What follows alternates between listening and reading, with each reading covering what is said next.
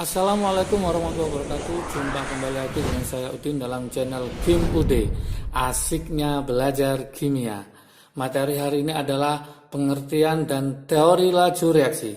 Yuk kita mulai. Apa sih pengertian dari laju reaksi itu? Oke. Laju reaksi mempunyai dua pengertian yang penting. Jadi bertambahnya konsentrasi dari produk itu adalah apa? Hasil reaksi ya. Produk dibagi satuan waktu ya. Satunya bertambah, satunya pasti apa? Berkurang. Jadi berkurangnya konsentrasi dari apa? Reaktan per satuan waktu juga. Nanti bisa detik, bisa menit tergantung soal 2 dalam bentuk gas ditambah H2 dalam bentuk gas juga akan berubah menjadi NH3 gas. Ini kita setarakan reaksinya, N-nya 2 berarti saya kalikan 2, hanya ada 6 berarti saya kalikan 3. Oke. Yang ini adalah daerah reaktan atau bahasa lainnya adalah pereaksi. Yang ini adalah daerah produk atau hasil reaksi. Oke. Dari sini maka bisa kita simpulkan bahwa mencari lajunya N2 itu rumusnya adalah karena dia letaknya di reaktan maka dia berkurang. Berarti D N2 per, misalkan waktunya kita buat detik, berarti per detik. Tadi ini artinya apa? Yaitu terjadi pengurangan apa? Pengurangan konsentrasi N2 per satuan waktu. Atau mencari lajunya dari si H2 itu sama, karena dia reaktan berarti dia berkurang. Berarti D konsentrasi H2 per detik berarti terjadi apa? Sama, yaitu pengurangan konsentrasi siapa? Yaitu H2 hidrogen per satuan waktu juga. Oke. Untuk yang NH3 gimana lajunya NH3? Lajunya NH3 karena dia letaknya di sebelah produk maka dia bertambah, berarti plus di NH3, konsentrasi dari NH3 persatuan detik. Berarti terjadi apa? Pengurangan apa penambahan? Terjadi penambahan karena letaknya di mana? Di produk. Jadi penambahan apa? Konsentrasi dari apa? NH3 per satuan waktu juga. Persatuan waktu. Oke. Maka dari sini bisa disimpulkan ya, perbandingan laju reaksi yaitu perbandingan laju reaksi untuk ketiganya gimana? Laju reaksi untuk lajunya dari VN2 dibanding VH2 dibanding dari lajunya NH3 itu, maka perbandingannya pakai koefisien. Ini angkanya 1, ini angkanya 3, ini angkanya 2. Berarti dari 1 banding 3 banding 2. Inilah perbandingan laju reaksi dari masing-masing ketiga zat atau senyawa di atas. Jadi kita bisa menggunakannya pakai perbandingan 1, 3, 2. Oke, untuk lebih paham, ini langsung saya buatkan contoh soal dalam soal SBM ya atau DBK ya. Contoh soal. Gimana contoh soalnya? Pada reaksi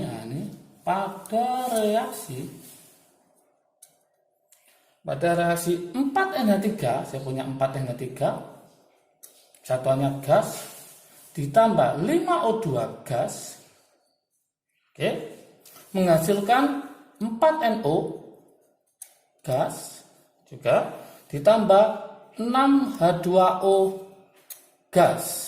Oke. Laju reaksi yang didapat,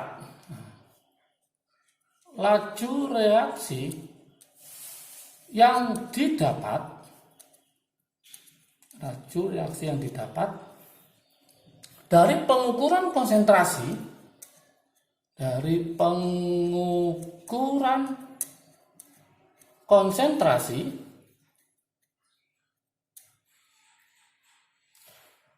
apa? Yaitu NH3 adalah saya buat 0,24 aja, 0,24 satuannya M molaritas per sekon.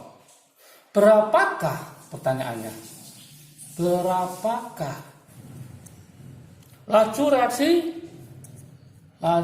reaksi untuk perubahan siapa ya? Oksigen aja, oksigen dalam satuan yang sama, yaitu M per sekon. Nah, seperti ini soalnya. Gimana solusinya? Maka kalau kita membuatnya adalah solusinya jawab ya. Langkah pertama teman-teman harus menulis laju reaksinya, yaitu apa? 4NH3 ditambah apa? 5O2, hasilnya adalah 4NO ditambah adalah 6H2O. Nah, yang diketahui apa? NH3, yang ditanyakan adalah O2. Yang diketahui NH3, yang ditanyakan O2. Maka langsung kita bandingkan laju NH3 dibanding laju dari O2, ternyata berapa banding berapa? Yaitu 4 dibanding 5. Oke, secara matematik ingat di pinggir-pinggir, yang tengah-tengah gitu ya. Berarti nanti hasilnya jadi apa? Jadi 4FO ya, 4 lajunya dari O2 sama dengan 5 lajunya dari NH3. Berarti mencari lajunya O2 itu sama dengan 5 per 4 dikali lajunya NH3. Laju NH3 tadi ketemu berapa? 0,24. Tinggal masukkan saja di sini, berarti 5 per 4 dikali 0,24. Maka hasilnya adalah 0,3 M per sekon atau per detik ya. Inilah hasilnya seperti ini. Bagi nanti pakai perbandingan koefisien. Oke, berikutnya setelah kita paham tentang pengertian laju reaksi, maka akan saya bahas yaitu namanya teori laju reaksi. Nah, kita harus tahu apa sih teori dari laju reaksi itu. Supaya apa? Supaya nanti konsep ini paham, maka kita akan bisa mengerjakan soal-soal laju reaksi. Ya, ternyata teori laju reaksi ini ada dua teori yang melatar belakangi ya. Ada dua teori laju reaksi, yaitu apa aja itu? Nah, yang pertama adalah teori tumbukan. Jadi ada namanya nanti teori tumbukan yang pertama. Yang kedua adalah setelah kita tahu teori tumbukan, yang kedua adalah teori kompleks teraktifkan. Jadi ada namanya teori kompleks. Ya, teori kompleks teraktifkan.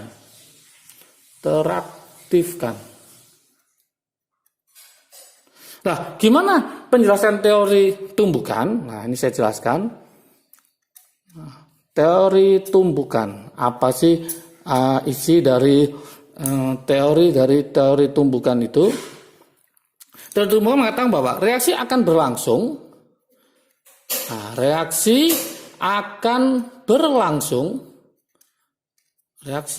berlangsung bila terjadi tumbukan.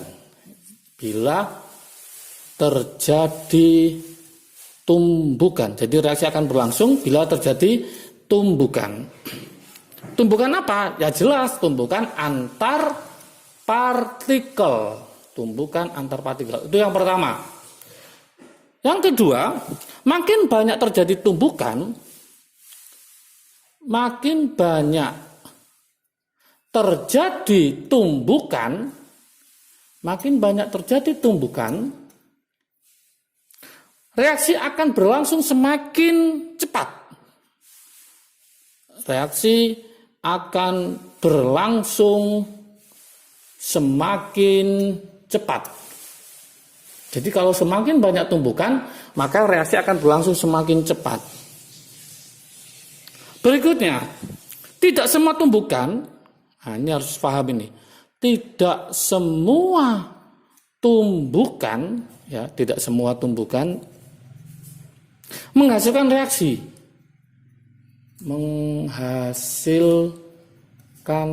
Jadi tidak semua tumbukan menghasilkan reaksi. Nah, mana yang menghasilkan reaksi? Yang menghasilkan reaksi adalah hanya, kita kasih warna lain, hanya tumbukan. Berarti hanya tumbukan yang mempunyai energi cukup. Berarti hanya tumbukan yang partikelnya mempunyai apa tadi? Energi cukup. Ini energi yang cukup. Mempunyai energi yang cukup dan ada dua ya, dan posisi yang baik, yang tepat. Posisi yang baik dalam artian yang baik itu yang tepat sasaran ya. Ada dua, berarti energi yang cukup dan posisi yang baik atau yang tepat yang dapat menghasilkan reaksi. Hanya tumbukan yang partikelnya mempunyai energi cukup dan posisi yang baik atau yang tepat itu yang menghasilkan reaksi. Jadi nggak semuanya ya. Ada suatu partikel itu energinya cukup, tapi posisinya nggak tepat, maka tidak akan terjadi tumbukan. Ada yang posisinya tetap tepat atau baik, tapi energinya itu tidak cukup, lemah, sehingga tidak akan terjadi tumbukan. Berarti dua syarat ini harus memenuhi. Yang kedua, teori kompleks teraktifan itu apa? Nah, ini harus saya bahas juga. Teori namanya adalah kompleks teraktifan.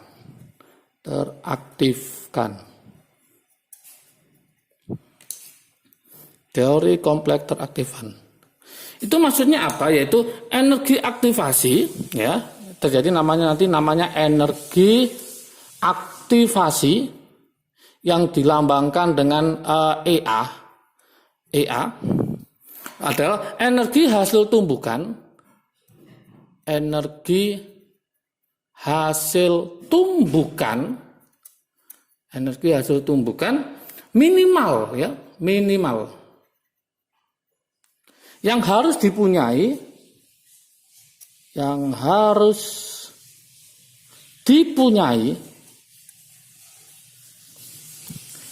oleh partikel akan menghasilkan reaksi. Yang dipunyai partikel agar menghasilkan reaksi. Jadi agar menghasilkan reaksi. Itu adalah namanya energi aktivasi. Ini harus paham juga. Oke, nah di sini ada trik asiknya. Oke. Trik asiknya gimana? Makin rendah EA, apa EA tadi? Yaitu energi aktivasi, maka makin cepat reaksi berlangsung.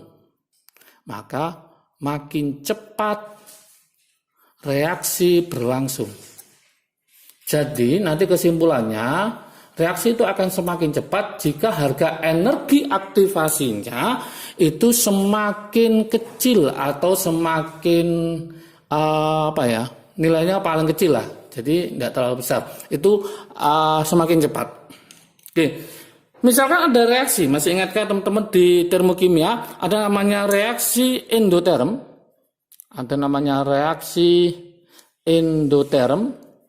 Dan juga ada namanya reaksi eksoterm.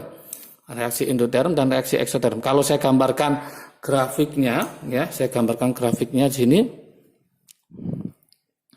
Nah, seperti ini.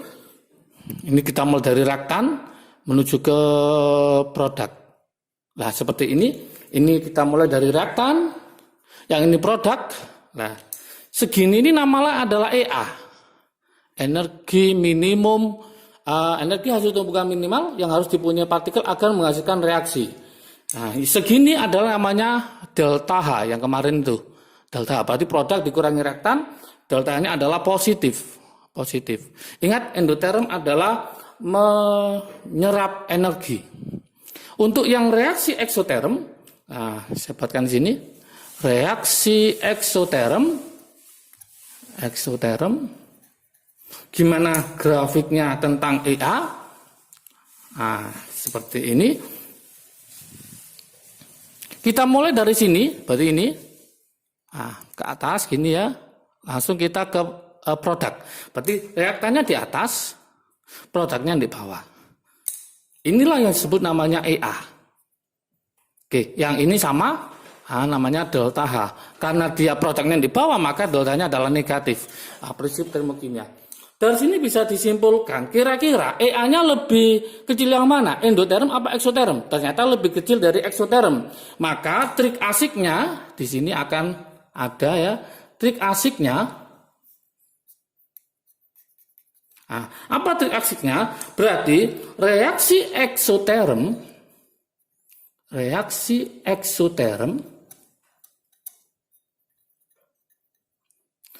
lebih cepat. Nah, lebih cepat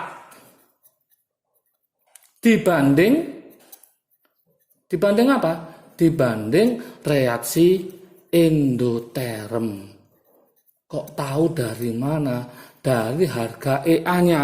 Kenapa? Karena EA-nya untuk yang eksoterm, ya, eksoterm, tak tulis EA-nya X lebih kecil dari EA-nya endoterm. Nah, inilah trik asiknya. Jadi kesimpulannya bahwa EA dari eksoterm itu ternyata lebih kecil dibandingkan dengan EA dari endoterm. Maka reaksi-reaksi yang ada di kehidupan sehari-hari itu lebih banyak eksoterm karena lebih cepat reaksinya. Oke, inilah pengertian dan teori laju reaksi. Jika video ini bermanfaat bagi kalian, silahkan di-share ke teman kalian supaya manfaatnya lebih banyak lagi. Jangan lupa like, subscribe, dan komentarnya tetap saya butuhkan untuk membuat video yang lebih baik lagi. Kalau menginginkan rangkuman dari materi ini, silahkan melihat di IG Kim UD. Jangan lupa follow ya. Oke, sehat selalu. Salam sukses dari Kim UD. Asiknya belajar kimia. Assalamualaikum warahmatullahi wabarakatuh.